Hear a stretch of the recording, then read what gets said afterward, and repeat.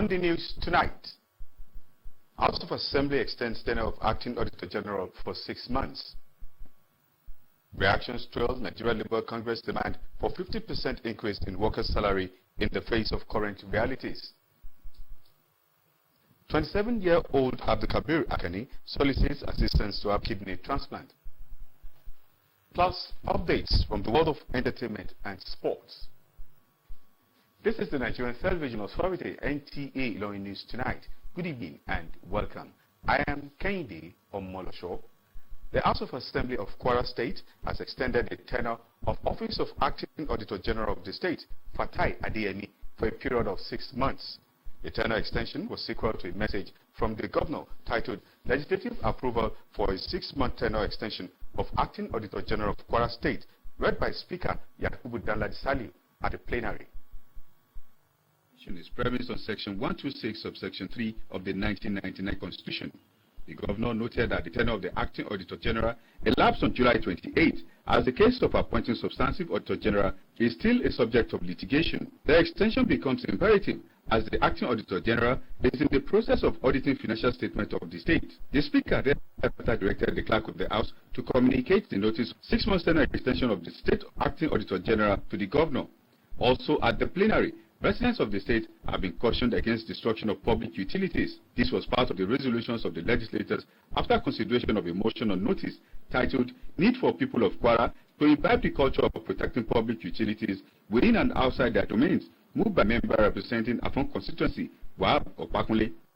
He observed that public utilities and amenities are financed by the government using taxpayers' money accrued from monthly allocations from federation accounts, internally generated revenue, loans, grants, and other sources.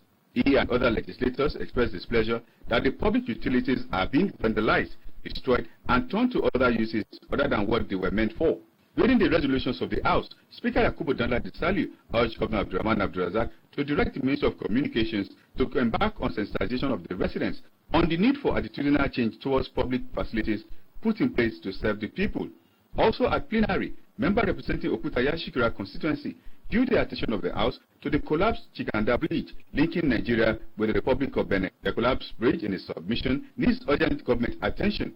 In another development, 2 petitions titled Letter of Redress by Olufunke Ajayi of Ode 4 area giving a compulsory retirement at the State Civil Service over unauthorized adoption of a minor and land reallocation for establishment of filling station and gas plant along Asa Dam, Igbejila Road were today laid before the House.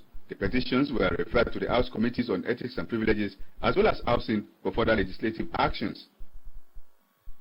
Indigenes of various communities in Chikanda, one of the border communities in Barutin local government area of Kwara State, are appealing to the federal government to reconstruct the collapsed bridge linking Nigeria and the Republic of Benin, as economic and social activities between the two countries have been put on hold. Aisha Abubakar Yaya has the details. The bridge connecting Nigeria with the Republic of Benin was recently washed away by heavy downpour.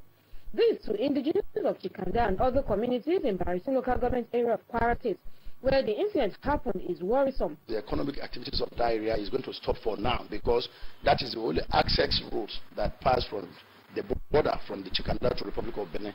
We have other ones, but it's not as easy as that. This very particular one that has a problem now. Aside from businesses, people go there to see their relatives, or coming in, going out through this, and that route people follow it to like Ghana, Burkina Faso. Though the bridge is a federal government project, an appeal has been made to the Kwara State government to do something urgent about the situation. The concern of indigenes is that, aside the economic activities of Nigeria and that of Republic of Benin that will be put on hold, many people in the area also depend solely on the businesses between the two countries for survival. Well, I want to call the attention of the federal government to come and reconstruct a very standard bridge here, because with what happened now, that shows that even if they repair this one, cannot be able to last. So we want to call the attention of the federal government to come into to rescue us and do a very solid and standard bridge here, because that area is very, very important. That bridge is because that is the only bridge that between the Nigeria and Republic of Benin. We are appealing that His Excellency Malam Abdurrahman Abdulrazak to come to our rescue to give urgent palliative measure to see that the road within a notice of time to restore, since the bridge itself does not collapse. The stakeholders appeal for prompt intervention by the government of Nigeria and that of the Republic of Benin to ensure the reconstruction of the bridge and restore normalcy to the area. Aisha Abubakar Yahaya, NTA News. The Nigeria Governors Forum recently made a number of proposals to the federal government for consideration, with one of them being laying off civil servants who are 50 years of age and above. This development prompted the Nigeria Labour Congress to demand a 50% increase in workers' salaries in the country in the face of current realities. Olajide Bello in this report sought the views of some Nigerians on the matter. The NLC's demand followed the governors of the 36 states' proposal to President Muhammadu Buhari on fiscal responsibility. The governors have demanded the removal of petrol subsidy, the retirement of civil servants from age of 50, reduction of National Assembly constituency projects, among others. On the part of the NLC, the demand for 50% increase in workers' salary is to cushion the effect of economic realities bedeviling the country. The economy has eroded that so-called minimum wage and that of consequential adjustment, even before we sign it. So that from the NSC president, the secretariat as a whole, that instead of reducing the age, the retirement age, we're supposed to increase the minimum wage and that of consequential adjustment with 50% in order to meet half of the problem we are facing in Nigeria. For Olaiwola Jimoh, the governors should focus on strengthening the security architecture of their states with a view to reducing kidnapping, banditry and other criminal activities, as well as coming up with job-creating policies and programs. To cut food from somebody's mouth is too barbaric. So, person who is working, so if you reach age of 50, you should not eat again. That's what they are saying. The minimum wage, 30,000 minimum wage, that was sharply implemented is nothing to write home about. It is like giving money with right hand and using left hand to collect same. 2 or 3 years that they have increased the money now, you can see there's a lot of inflation now. Increasement of the prices of the goods and COVID-19 crisis too have really affected our economy there. In view of that, the decision of NSC proposing to the federal government that they should increase their money to is a good economic development. In some quarters, the decision of the Governors Forum is a welcome development with a view to creating opportunities for the teeming unemployed youth. NLC also proposed to the federal government to increase the tax on luxury items and demanded all governors and other public office holders above the age of 50 years to step aside as a mark of good faith and lead by example, which will spur public servants to take a cue. The question that comes to the mind is this the right time for Labour to ask for increment in worker salary? Well, that's a story for another day. Olajide Bello, NTA News. News Tonight will go on a break. We'll be back shortly. Stay tuned. Shola, come and help me. You need to learn. But I'm more interested in drawing. How are you going to be part of the business if you don't learn? You just don't understand. Morning. Anyone for some Lipton? The rich taste of Lipton awakens body and mind. Let me have a look at your drawings. Son, these designs are amazing. Lipton Yellow Label Tea. Awaken to what really matters. Hey, excuse me. How are you doing? Someone?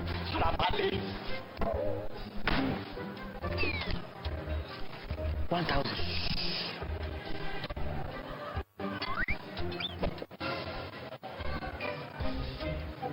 We go once play tire now.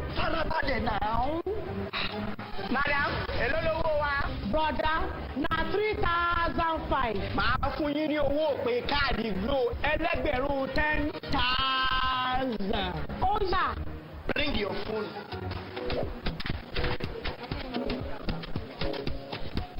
Ah, 10,000. 1,000 credit. Now you turn to 10,000. No. All of us don't know about Glo Berekete. Ní ìlọ́po mẹ́wàá nísìnyí. Ṣé o ti gbọ́? Ìlọ́po mẹ́wàá ló máa gbà sórí ife tó bára sórí ohun ìpè Glo Berekete 10 times rẹ̀. I told you. Welcome back. 27-year-old Abdul Kabir Akani has been diagnosed with final stage renal failure, which requires urgent kidney transplant for him to live. is soliciting 20 million naira to undergo the surgical transplantation. Tata Raji has the details. Kabir Akoni, a graduate of mass communication, was diagnosed with kidney failure 3 months ago and has since been undergoing dialysis 3 to 4 times in a week. The father of twin, according to medical reports, needs an urgent transplant of his 2 kidneys, which will go up the sum of 20 million naira for him to be back on his feet. I've been diagnosed with the kidney failure for the past 2 months, and I've been undergoing the dialysis process. I have to hold on till I can get few money for the dialysis, and sometimes it gets late. I have to take oxygen. So we have spent almost over 2 million now. So it's last week, Thursday, we rushed him to hospital, so he cannot breathe well.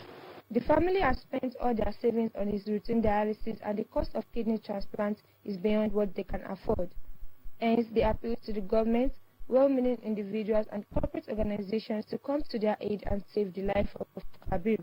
I'm soliciting to the public that if they can render me any help, so that I can have a successful transplant. It's a good son to me. It's caring son to me. So I plead to all the world, all the people of the world, to help me to save the life of my son. For further inquiries and donations, you can contact NTA ILORIN News and Current Affairs Department or call the following numbers. His doctor's number 081 2550 6334.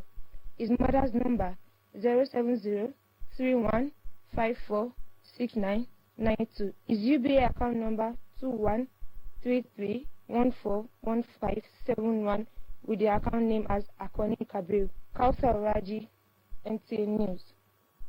And moving on to entertainment news. Veteran rapper NI Abaga has released the track list for his upcoming album titled The Guy. Rachel Olaita has details.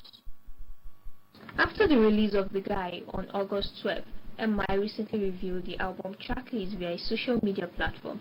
The tracklist contained 12 tracks and guest appearances by international and African acts. Under development, popular Nollywood actor Alessia Kubo, in a video via his Instagram page, complained of the hardship in Nigeria. The actor lamented on how the country's currency no longer has value and the high cost of getting a traveling ticket. Meanwhile, Nigerian actress Adesu Aitomi has done another version of her husband Bankitobi's hit song titled Strong Thing. While sharing the video of the song on Instagram, the actress said it is a tribute to her talented husband. Rachel Olaita, NTA News. And now sports. President Nigeria Football Federation Amadu Pinnick has confirmed that he will not be competing for the NFF position for a 3rd term in office. David Tuta's report is presented from our studio. Pinnick noted that he will assist and work with anyone who wins the election and emerge as the president. The next election is scheduled to hold in September this year. On the foreign scene, Napoli striker Victor Osimhen touted Hellas Verona fans after he scored the first Serie A goal of the season for Napoli, who fought back from a goal down to win 5-2 on Monday. The Napoli striker also made a back heel flick assist to Matteo Palitino to score Napoli's 5th goal from 12 yards. Sports Update concludes our package on News Tonight. Do have a wonderful evening.